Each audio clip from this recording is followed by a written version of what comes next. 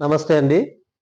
మనము ఈరోజు ఈ వీడియోలో దక్షిణ, పడమర దిశలో హద్దుపైన ఇల్లు కట్టేస్తా ఉంటారండి. అటువంటి ఇండ్ల గురించి మనం ఈరోజు తెలుసుకుందాము. ఎప్పుడు కూడా మనము దక్షిణ, పడమర హద్దు చేసి ఇల్లు కట్టినప్పుడు అటువైపు మనకు ఒకవేళ రోడ్లు ఉంటే కొంతవరకు పర్లేదు. రోడ్డు లేకోకుండా వేరే వాళ్ళ స్థలం దక్షిణంలో, పడమరలో ఉన్నప్పుడు మనము ఏమాత్రం హద్దుపైన ఇల్లు కట్టకూడదండి. ఎందుకంటే ఎప్పుడైతే మనము హద్దు పైన ఇల్లు కట్టేసినప్పుడు మనకు అవతలకి విండో పెట్టుకోవడానికి కానీ, అలాగే వెంటిలేటర్ పెట్టుకోవడానికి కానీ, అలాగే డోర్ పెట్టుకోవడానికి ఏమాత్రం అవకాశం ఉండదు. వాళ్ళు కూడా అబ్జెక్షన్ చేస్తారు కాబట్టి ఇది మెయిన్ రీజన్ అండి ఇదొకటి.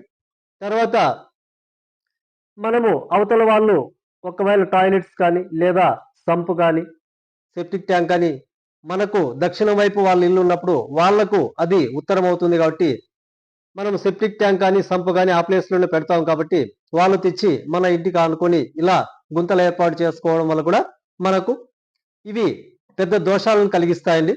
దీన్నే పరిసర వాస్తుని కూడా మనం అంటాము. కాబట్టి ఎప్పుడైనా సరే మనము హద్దుల మీద ఇల్లు కట్టేటప్పుడు అసలు పక్క నుంచి మనకి ఎటువంటి వాస్తు దోషాలు వస్తాయి, అసలు మనం కట్టాలా వద్దా అనేది ఒక్కటికి 2 సార్లు ఆలోచించి మీరు అలా ఇల్లు కట్టండి. ఇదివరకే కట్టిన వాళ్ళని చాలా మందిని చూశాను.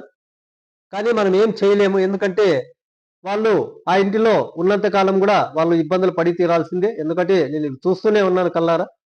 మనం ఒకవేళ అక్కడికి వెళ్ళి ఏదైనా వాస్తు రెమెడీస్ ఏం చెప్పినా కూడా అవి టెంపరవరీనే అండి, పర్మనెంట్ అయితే కాదు. కాబట్టి ఎప్పుడు కూడా మీరు ఇటువంటి ఒకవేళ ఇప్పటికే మీరు ఇలా ఇల్లు కట్టేసి ఉంటే మాత్రం మీరు అందులో బాగా ఇబ్బంది పడుతుంటే మాత్రం వెంటనే మీరు ఆ ఇంటిని వదిలేసి వెళ్ళిపోవడం చాలా మంచిదని నేను ప్రతి ఒక్కరికి తెలియజేస్తానండి.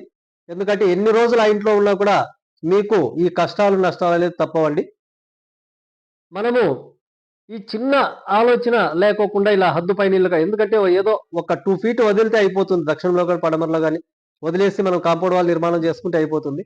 దానికి మనము ఏమవుతుందిలేని ఒక నెగ్లిజెన్స్ కావచ్చు, లేదంటే ఆ స్థలం వదలడానికి ఇష్టం లేక కకృతిపడి అక్కడ హద్దుపైనే ఇల్లు ఏర్పాటు చేసుకుంటూ ఉంటారు. కొంతమంది రోడ్లు ఉన్నప్పుడు ఇంకేముందిలే మనకి రోడ్లు కదా, ఇదంతా మనము వాడుకుంటే మనకి ఇబ్బంది లేదు కదా, ఎవరి నుంచి అబ్జెక్షన్ లేదు కదా అనే ఉద్దేశంతో కూడా చాలా మంది ఇలా హద్దుపైన ఇల్లు కడతా ఉన్నారండి.